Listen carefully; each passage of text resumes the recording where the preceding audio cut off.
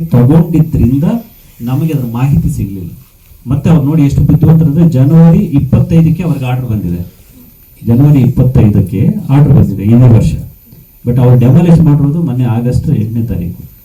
ಅಂದರೆ ಈ 8 ತಿಂಗಳಲ್ಲಿ ಅವ್ರು ಯಾಕಾದ್ರು ಅಂದರೆ ನಾವು ಇಮಿಡಿಯೇಟಾಗಿ ನಮ್ಗೆ ಗೊತ್ತಾಗ್ಬಿಟ್ಟಿದ್ದಾರೆ, ನಾವು ಹೋಗಿ ಸ್ಟೇ ಆರ್ಡರ್ ತಂದುಬಿಡ್ತೀವಿ. ಆದರೆ ಪ್ರತಿಯೊಂದು ತೀರ್ಪು ಕೂಡ ಸ್ಟೇ ಆರ್ಡರ್ಗೆ ಒಂದಷ್ಟು ಅವಧಿ ಇರುತ್ತೆ, ನಾವು ಹೋಗಿ ತರ್ಬೋದಾಯಿತು. ಈ ವಿಷಯ ನಮ್ಗೆ ಗೊತ್ತಾಗಬಾರ್ದಂತಾನೆ ಮುಚ್ಚಿಟ್ಟು ಅವ್ರು 8 ತಿಂಗಳು ಬಿಟ್ಟು ಡೆಮಾಲಿಷ್ ಮಾಡಿದ್ದಾರೆ ಅಂದ್ರೆ ಗೊತ್ತಾಗುತ್ತೆ ಅವರು ಒಂದು ದೊಡ್ಡ ಪ್ಲಾನ್ ಮಾಡ್ಕೊಂಡೇ ಇಳಿದಿದ್ದಾರೆ ಅಂತ. ಮತ್ತೆ ನಮಗೆ ಹೇಗೆ ಗೊತ್ತಾಗುತ್ತೆ ಸರ್? ಈಗ ಆ ಪ್ಲೇಸ್ ಅಲ್ಲಿ ಮಾಲ್ ಕಟ್ತಾರೆ, ಆಮೇಲೆ ಮಾರ್ತಾರೆ ಅಂತ ಒಂದು ಮಾತಿದೆ, ಮತ್ತೊಬ್ರು ಪೊಲಿಟಿಷಿಯನ್ಸ್ ಇನ್ಕ್ಲೂಡ್ ಆಗಿದ್ದಾರೆ ಅನ್ನೋ ಒಂದು ಮಾತಿದೆ. ಸೊ ಇದ್ರ ಬಗ್ಗೆ ನಿಮ್ಗೆ ಅರಿವಿದೆಯಾ? ಇದಿಲ್ಲದೆ ಇದ್ರೆ ಅವ್ರ ತಾತನ ಸಮಾಧಿಯನ್ನ ಯಾಕೆ ನೆಲಸಮ ಮಾಡಬೇಕು? ಏನು ಕಾರಣ ಏನಿತ್ತು? ವಿಷ್ಣುವರ್ಧನ್ ಅವರ ಸಮಾಧಿನ ಯಾಕೆ ನೆಲಸಮ ಮಾಡಬೇಕಿತ್ತು? ಅಭಿಮಾನಿಗಳನ್ನ ಒಳಗಡೆ ಬಿಡ್ದಂಗೆ ಯಾಕೆ ತಡಿಬೇಕಾಗಿತ್ತು? ಅಭಿಮಾನಿಗಳು ಅಲ್ಲಿ ಹೋದ್ರೆ ಗೇಟಲ್ಲಿ ಹೊಡೆದು ಒಂದು FIR ಆಗಿದೆ. 3 ಜನ ಅಭಿಮಾನಿಗಳನ್ನ ಹೊಡೆದಿದ್ದಾರೆ ಗೇಟಲ್ಲಿ. ಯಾಕೆ ಅಷ್ಟೊಂದು ದಾರ್ಶ್ಯ ತಗೋಬೇಕಾಯ್ತು?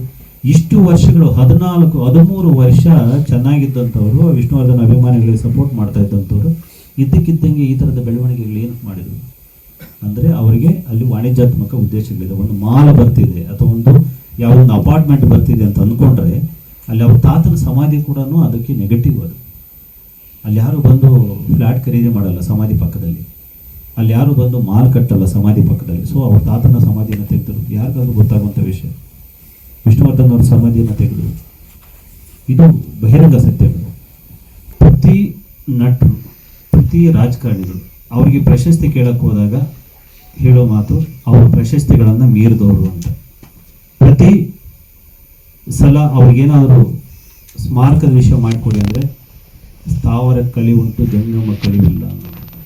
ಬನ್ನಿ ಹಾಗಾದರೆ ಈ ನಾಡಿನ ಎಲ್ಲ ಸಾಧಕರ ಪ್ರಶಸ್ತಿಗಳನ್ನು ವಾಪಸ್ ತಗೋಬಿಡೋಣ. ಯಾಕಂದರೆ ಅವರೆಲ್ಲ ಪ್ರಶಸ್ತಿ ಜನರಿಗಿಂತ ದೊಡ್ಡದ ಪ್ರಶಸ್ತಿ. ಬನ್ನಿ ಎಲ್ಲ ಸಾಧಕರ ಸ್ಮಾರಕಗಳನ್ನು ಒಡೆದಾಕ್ಬಿಡೋಣ. ಯಾಕಂದರೆ ಸ್ಥಾವರ ಕಳಿ ಉಂಟು, ಜಂಗಮ ಕಲ್ವಲ್ಲ. ಸೊ ವಿಷ್ಣುವರ್ಧನ್ ಅವ್ರು ಕೇಳಕ್ಕೆ ಬಂದಾಗ ಮಾತ್ರನೇ ಇವೆಲ್ಲವೂ ನೆನಪಾಗುತ್ತೆ, ಈ ಸ್ಲೋಗನ್ಸ್ ಎಲ್ಲ ನೆನಪಾಗುತ್ತೆ. ಯಾಕೆ ಅಂತ ನಾವು ಯಾಕೆ ಬೇರೆಯವ್ರಿಗೆಲ್ಲದಕ್ಕೂ ಆಗ್ಬೋದಾ, ಇವ್ರಿಗೆ ಮಾತ್ರ ಬೇಡವಾ? ಅಲ್ಲ, ಸೋಷಿಯಲ್ ಮೀಡಿಯಾದಲ್ಲಿ ರಿಯಾಕ್ಟ್ ಮಾಡಿದ್ರಿ ಸರ್. ಅಂದರೆ ಕೆಲವು ನಟರಲ್ಲಿ ಸುಮ್ಮನೆ ಅಂದರೆ ಹೇಳ್ತಾರೆ ಬರಲ್ಲ ಅನ್ನೋಂಥ ರೀತಿಯ ಬೆಳವಣಿಗೆಗಳು ಆಗಿದೆಯಾ ನಿಮ್ಮ ಅನುಭವಕ್ಕೆ ಬಂದಂಗೆ? ನನ್ನ ಅನುಭವಕ್ಕೆ ಬಂದಂಗಲ್ಲ ಸರ್. ಬಹುತೇಕರು ಈ ವಿಷಯದಿಂದ ಅಂತರ ಕಾಪಾಡ್ಕೊಂಡಿದ್ದಾರೆ. ನಮ್ಗೆ ಯಾಕೆ ಬೇಕು ಅನ್ನೋ ಅರ್ಥದಲ್ಲಿದ್ದಾರೆ. ಸೊ ಅದನ್ನು ನಾನು ಬಲವಾಗಿ ಖಂಡಿಸ್ತೇನೆ. ಚಿತ್ರರಂಗದ ಹಿರಿಯಣ್ಣ ಅವರ ವಿಷಯದಲ್ಲಿ ಇಷ್ಟು ಅವಮಾನ ಆದಾಗ ಅದು ಅವ್ರಿಗೆ ಆದ ಅವಮಾನ ಥರ ಅವರೆಲ್ಲ ಭಾವಿಸ್ಬೇಕಾಗಿತ್ತು. ಆದರೆ ಬೆರಳೆಣಿಕೆಯ ಜನ ಬಿಟ್ಟು ಯಾರೂ ಆ ವಿಷಯವಾಗಿ ಧ್ವನಿ ಎತ್ತಲಿಲ್ಲ. ಆ ಬಗ್ಗೆ ನನಗೆ ಭಾಳನೇ ಬೇಸರ ಇದೆ. ಚಿತ್ರರಂಗ ಇಷ್ಟೊಂದು ನೈತಿಕ ಪ್ರಜ್ಞೆಯನ್ನು ಕಳ್ಕೋಬಾರ್ದಾಗಿತ್ತು.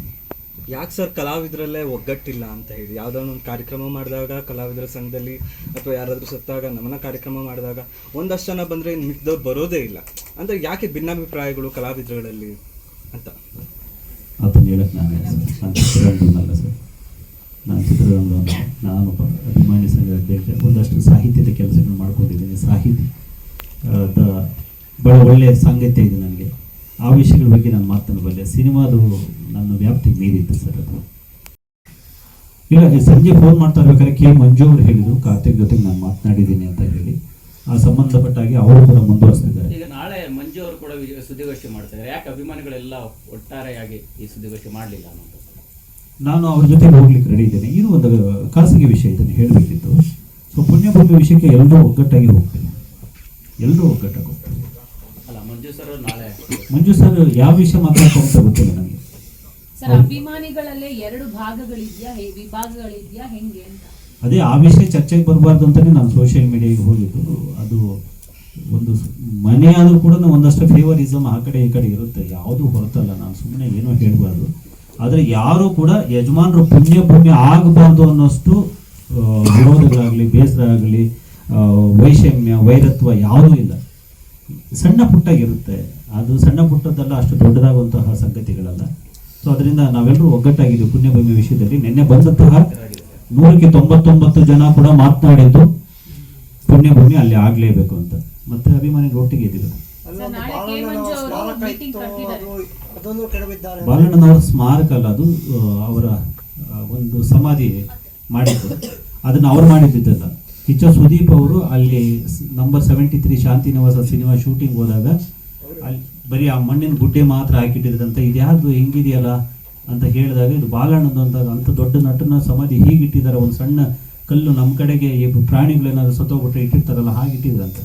ಆವಾಗ ಅವರು ಅದನ್ನು ಶೂಟ್ ಅವ್ರ ತಂಡ ಕರೆಸಿ ಅಲ್ಲೊಂದು ಮಂಟಪ ಎಲ್ಲ ಕಟ್ಟಿಸಿ ಅದನ್ನೊಂದು ಪೂಜನೀಯ ಸ್ಥಳ ಮಾಡಿ ಬಂದಿದ್ರು.